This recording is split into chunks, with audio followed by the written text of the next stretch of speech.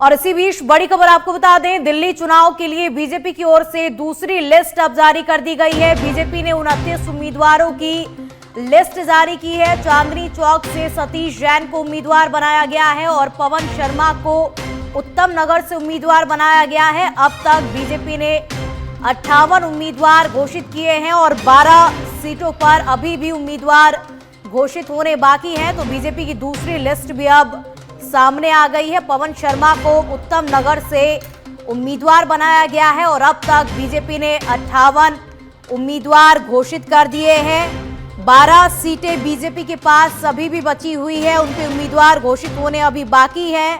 तो शुक्रवार को पार्टी के राष्ट्रीय अध्यक्ष जेपी नड्डा के घर भाजपा कोर कमेटी और बीजेपी मुख्यालय में केंद्रीय चुनाव समिति की बैठक हुई और इसमें कैंडिडेट्स को तय किया गया। तो अब बीजेपी की ओर से दूसरी लिस्ट भी जारी कर दी गई है। इस दूसरी लिस्ट में पवन शर्मा को उत्तम नगर से उम्मीदवार बनाया गया है और अब तक बीजेपी ने 58 उम्मीदवार घोषित कर दिए हैं। बीजेपी के पास अभी भी 12 सीटें बची हुई हैं। 12 सीटों पर उम्मीदवार घोषित होने अभी बाकी है। तो दिल्ली विधानसभा चुनाव को लेकर के बीजेपी पूरी तरह से एक्शन मोड में नजर आ रही है।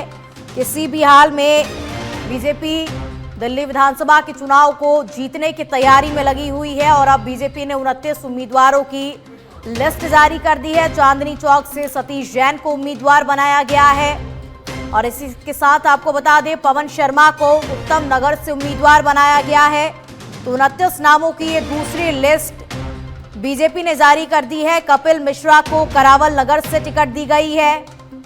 तो अब तक बीजेपी ने 29 उम्मीदवारों की ये दूसरी लिस्ट अब जारी कर दी है।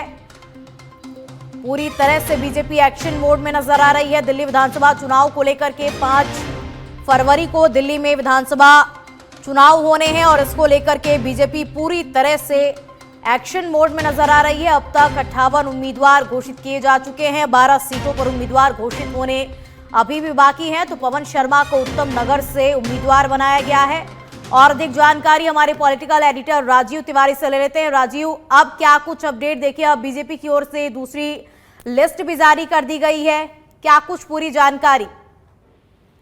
बिल्कुल, देखिए, भारतीय जनता पार्टी दिल्ली विधानसभा चुनाव को हर हाल में जीतने के लिए रणनीतिक रूप से काम कर रही है। बिल्कुल, यही वजह है कि देखिए, कल भारतीय जनता पार्टी केंद्रीय चुनाव समिति की बैठक हुई।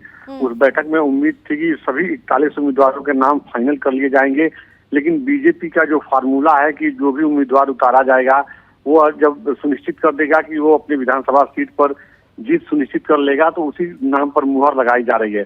लगातार अभी भी कई नामों पर मंथन चल रहा है और यही वजह है कि सारे उम्मीदवारों के नाम अभी डिक्लेयर नहीं किए गए हैं। बीजेपी के कई टिकट के दावेदार हैं, एक विधानसभा सीट पर कई टिकट के दावेदार चाहने वाले हैं, लेकिन बीजेपी उन्हीं उम्मीदवारों को चुनावी मैदान में भेज रही है। बड़ी बात यह है कि देखिए, आज बीजेपी के जो चाणक्य के कहे जाते हैं केंद्रीय गृह मंत्री अमित शाह ने आज झुग्गी झोपड़ी के जो प्रधान हैं उन सभी लोगों से बातचीत की और लगातार अब जो बीजेपी की जो पॉलिसी है, बीजेपी आने वाले समय में क्या कुछ करने वाली है, उन तमाम बातों को लेकर उन्होंने चर्चा किया। और अब भारतीय जनता पार्टी देखिए, दिल्ली में जो है आरोप प्रत्यारोप का दौर चल रहा है।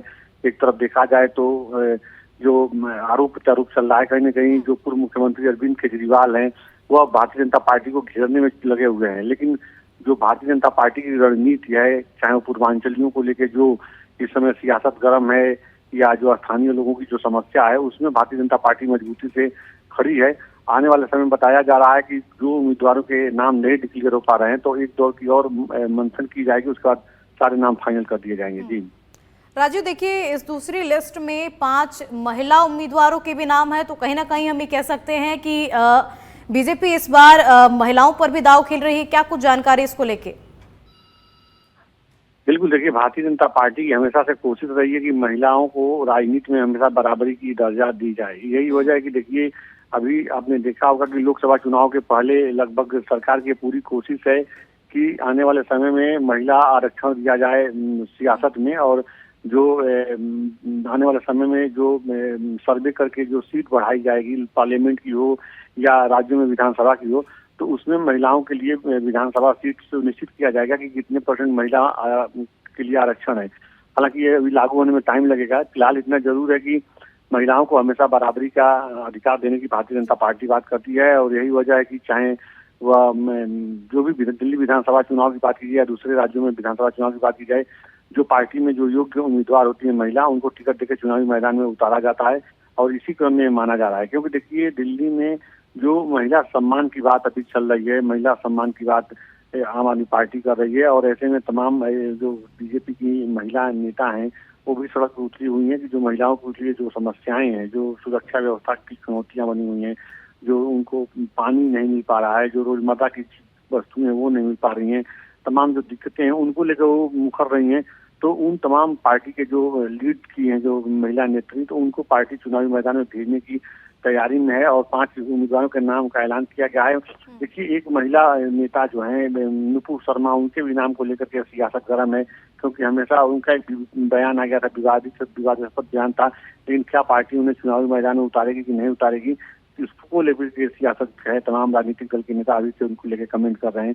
फिलहाल इतना जरूर है कि भारतीय जनता पार्टी का जो फार्मूला इस बार यही है कि जो जिताऊ उम्मीदवार होगा उसी को चुनावी मैदान में उतारा जाएगा। जी राजीव, विधानसभा चुनाव से पहले बीजेपी और आम आदमी पार्टी में इस वक्त पोस्टर वॉर भी जारी है और कहीं ना कहीं कांटे की टक्कर हमें देखने को मिल रही है। क्या कुछ लग रहा है आपको? बिल्कुल, देखिए, सबसे बड़ी बात यह है कि जो कहा जा सकता है पोस्टर वार, जो आपने कहा, आज दिल्ली में कई पोस्टर देखने को मिला है।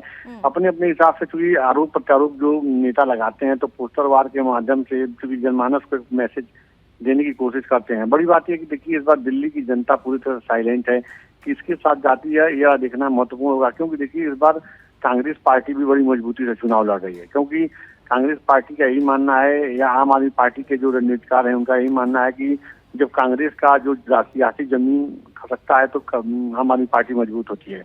ऐसे में जो अगर दोनों पार्टियां सामने टकराती हैं तो भारतीय जनता पार्टी को फायदा होगा। लेकिन कुल मिलाकर देखा जाए तो त्रिकोणीय मुकाबला है। सभी उम्मीदवार जो चाहे कांग्रेस पार्टी के हों या आम आदमी पार्टी के हों या बीजेपी के जो उम्मीदवार चुनावी मैदान में आ गए हैं, अपने अपने जीत की बात कर रहे हैं। अब देखना है कि जनता किसके साथ जा रही है, क्योंकि देखिए, सबसे बड़ी बात यह है कि पूर्व मुख्यमंत्री अरविंद केजरीवाल अभी जाट आरक्षण की बात कह रहे थे, क्योंकि 10 सालों सत्ता में रहे लेकिन कभी नहीं किए। अब इस बार देखिए, सबसे बड़ी बात है कि उनके सामने जो है प्रवेश वर्मा, जो साहिब सिंह वर्मा के बेटे हैं, प्रवेश वर्मा जाट समाज से आते हैं, चुनावी मैदान में नई दिल्ली से बीजेपी ने उन्हें उम्मीदवार बनाया है। साहिब सिंह वर्मा, उनके पिता को भारतीय जनता पार्टी ने मुख्यमंत्री बनाया था। तो अब जाट आरक्षण की बात वो कर रहे हैं। अब ऐसे में अब एक दूसरे के ऊपर आरोप प्रत्यारोप लगा करके नेता एक दूसरे को घेरने में जुटे हुए हैं। लेकिन दिल्ली की जो जनता है, क्योंकि देश की राजधानी है दिल्ली, और बिल्कुल राजीव, देखिए अब ये तो आने वाली 5 फरवरी बताएगी कि दिल्ली के दिल में क्या है। फिलहाल के लिए शुक्रिया राजीव, आपका तमाम जानकारियों के लिए।